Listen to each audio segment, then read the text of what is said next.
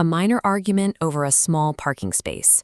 Voices raise, egos clash, and the situation rapidly turns hostile. Then, without warning, the argument ends with a gunshot.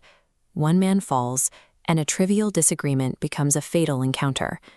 This is the opening scene of the 2018 Pakistani hit drama Kani. The shooter, an extremely wealthy young man named Mir Hadi, simply walks away from the body. There are no sirens, no handcuffs, and no immediate arrest.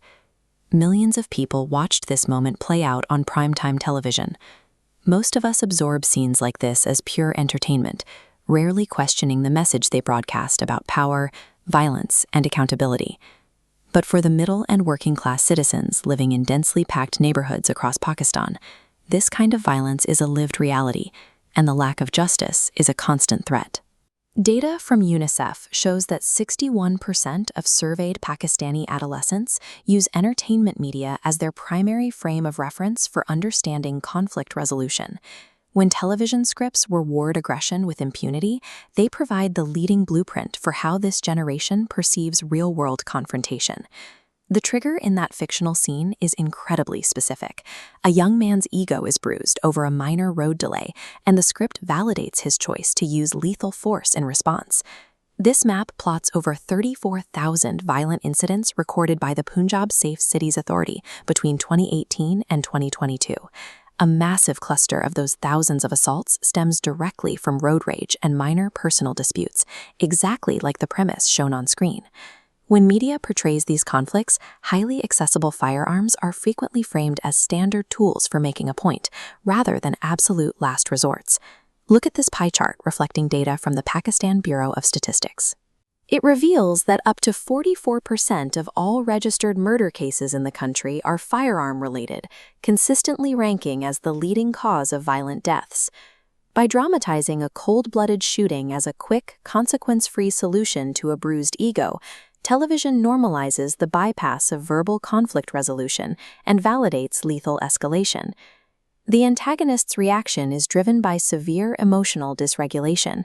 He views any challenge to his authority as a threat requiring violent suppression, a clear expression of toxic masculinity.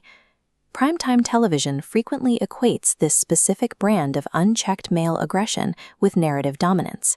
The angrier the character, the more screen presence and authority they command. High social status creates a physical and legal barrier, shielding the perpetrator from immediate accountability. Wealth becomes an insulator against justice. This graphic illustrates an unbalanced scale based on Human Rights Commission of Pakistan data.